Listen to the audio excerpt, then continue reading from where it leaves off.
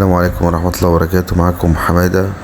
هركب ان شاء الله في التيجو كاسيت شاشة 7 بوصة بدل الكاسيت دوا.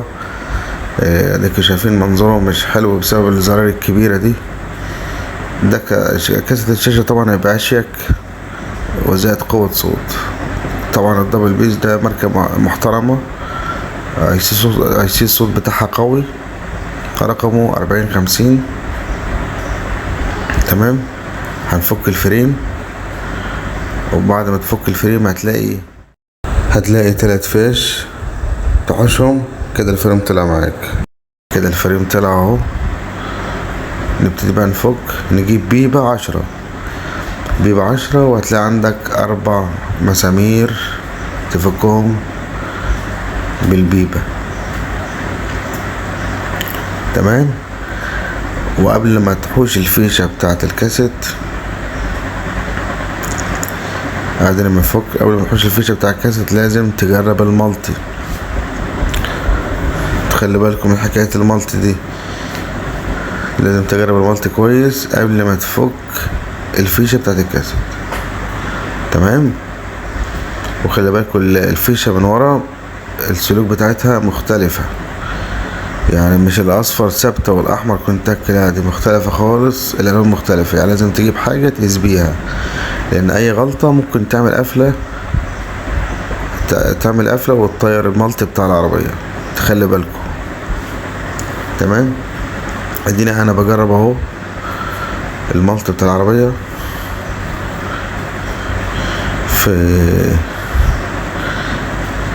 في تيجو 2017.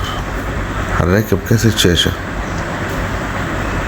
تمام كده. احنا جربنا المالتي، نطلع الكاسيت اهي. الفيشة اهي فيها اصفر واخضر واحمر، طبعا مختلفة تماما في الكهرباء. والتانية دي بقى اللي فيها الفيشة دي بقى لازم تاخد كهرباء باور انتنا، لان في وحدة تيونر في القايم الخلفي بتاع العربية لازم يوصله كهرباء عشان خاطر يشغل معاك الراديو، غير جاك الاريال. يعني دي لازم تاخد كهرباء 12 فولت عشان تشغل معاك الراديو. كهرباء فولت افتح الكاسيت تشتغل. ما ينفعش تاخد كهرباء كونتاك، لازم الكهرباء اللي اسمها الباور انتنا عشان تشتغل مع فتحة الكاسيت او فتحة الراديو. ده الكاسيت اهو في كل حاجة. نطلع محتويات العلبة. الريموت ده كان جاي غلط، هي ريموتها اكبر من كده شوية، دي بتاعت كاسيت عادي صغير. تمام. المهم العلبة بتيجي فيها الكتالوج والضمان، زي طبعا الكاسيت. ده الريموت ده كان جاي غلط يا جماعة.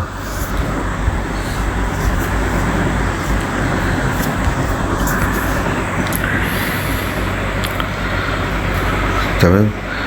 ده الكتالوج والضمان. احنا منحبش نطول عليكم، وكده احنا ركبنا الفيشة بس لسه بنجرب الملطة اهو كده تعلي. تمام. والناحية التانية اهو بتوطي كده. الملطي تمام معانا واسرع من الكاسيت بتاعها كمان. يعني الملطي في الكاسيت ده سرعة استجابته اسرع من الكاسيت اللي كان فيها. ده غير طبعا بدي شكل ومنظر جمالي للعربية طبعا، غير الزرار الكتير اللي كانت في الكاسيت القديم. وممكن تشغل بلوتوث موبايل اغاني وتقلب في الطارة، تقلب من الطارة في الموبايل، يعني كأن الموبايل بتاعك بقى فلاشة. وهنا ممكن تروح منزل اسامي كده، تبقى عندك الاسامي وتعمل مكالماتك براحتك. واديكوا شايفين الكاسيت بعد ما ركب، شايفين منظره بايه. التابلو اتحول بشياكة اهو 4050، يعمل له حوالي 1500 جنيه في الحدود دي. تمام. وغيرنا له علامة الدبل بيز بعلامة اسبرانزا شيري، يعني كده الكاسيت بتاع العربية رسمي. واديكوا شايفين التقفيل متقفل صح بتاعها، رسم الكاسيت اهو. ودي الاوتو لينك جربناه له طبعا عشان تبقى كل حاجة اشتغلت معاه تمام. قبل ما الراجل يمشي لازم تجرب له كل حاجة، حتى في الكاسيتات الاندرويد بعمل كده برضه، لازم تجرب كل حاجة قبل ما صاحب العربية يمشي. باشمهندس معتز صاحب العربية، باشمهندس في شركة الكهرباء. باشمهندس